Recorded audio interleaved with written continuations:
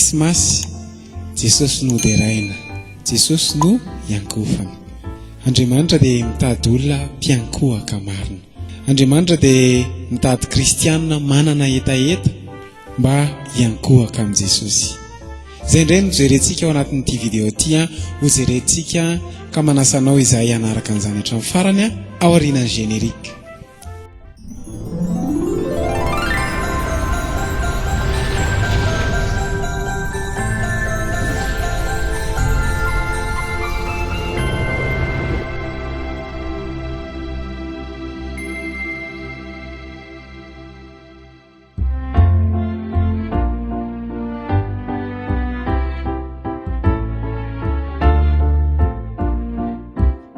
Fala miaravantsika rehetra indray tompoko antonga soa anatin'ity vidéo ity ho tahina Andriamanitra manokana ny ianao. Matio toko 2:1 sy 2 mivaky toy izao amin'ny anaran'i Jesosy. Misy soramandry kely ery ambony ery hoe nina manginy magy sasany an Jesosy. Ary efa teraka Jesosy tao Betlehema Jody tamin'ny andron'ny Herôda mpanjaka. Indreo nisy magy tonga avy any Antsinanana tonga tany Jerosalema hoe aiza le teraka ho mpanjakan'i Jiosy, fa nahitany kitana teny Antsinanana izahay ka tonga mba hiankohaka eo anatrehany. Avy taiza ireo magy ireo avy tany Antsinanana ary ho aiza ho any Jerosalema. Tonga ireo magy ireo nitady fatratra an Jesosy, tonga avy tany amin'ny toerana lavitra be nitady mba hahita an Jesosy ireo magy ireo.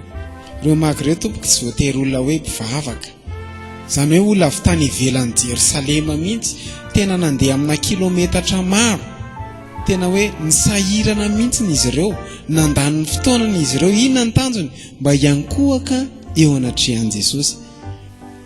Niraisaina izy ireo magy ireo nitady an Jesosy. Tao am-pony zareo dia izao, tsy manaiky izahay raha tsy mahita an Jesosy. Io tantara io dia andro alina no mitranga, amin'ny andro alina. Tsy malala andro alina, tsy malala hoe andro mangatsiaka. Nefa ireo magy ireo olon-dehibe, olona manam-pahaizana, manana ny maha-izy azy. Inona loatra no antony hatongan'izy ireo hitady hiankohaka, hitady an Jesosy Kristy?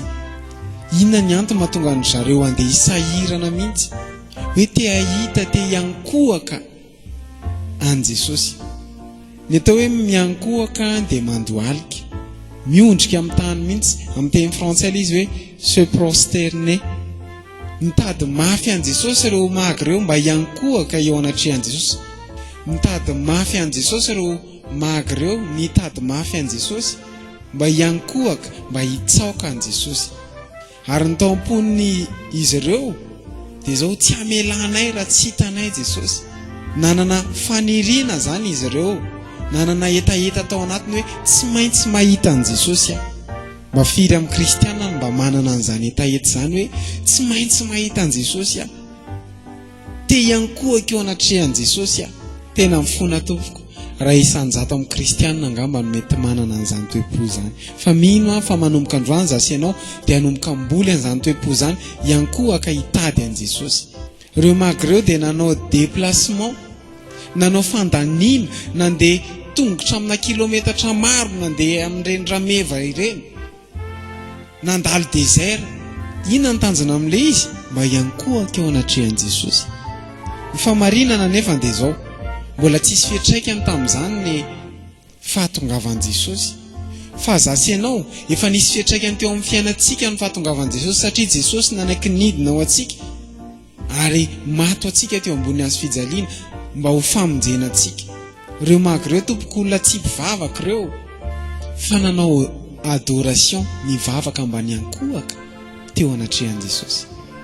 Jesosy dia nanana hery, nanana pouvoir manokana, fa ny tao am-pon'ilay magy tsy hoe hitady pouvoir any amin'ny Jesosy, fa mba hiankohaka, hitsaoka an Jesosy. Manana olana ohatry ny olona rehetra izy ireo, fa tsy nisy kajikajy mihitsy ny tao ambadika, fa ny ao am-pony andeha hiankohaka amin'ny Jesosy. Be dia be ny mpivavaka, fa mety hoe lasa fahazarana sisa ny fankalazana Krismasy, fa tsy tena hoe hiankohaka amin'ny Jesosy intsony. Fa mino fa zasy ianao manomboka androany tena ho mpiankohaka, tsy kajikajy, tsy zavatra hafa, fa tena hiankohaka eo anatrehan Jesosy. nefa taran'ireo magreo an Jesosy dia zao mpanjaka ny Jiosy, fa zasy ianao kosa dia mahafantatra an Jesosy fa Jesosy ilay mpanjaka ny mpanjaka. Haleluya.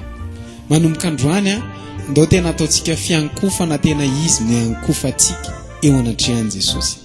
Zazakely miankofany zareo ary hitantsika fa Jesosy tsy mba teraka atao amina trano luxe be na ohatrany fa atao tranomby izy niteraka, ary haintsika tsara mihitsy zany etahana tranomby zany fa tonga ireo magreo niankohaka teo anatrehan Jesosy.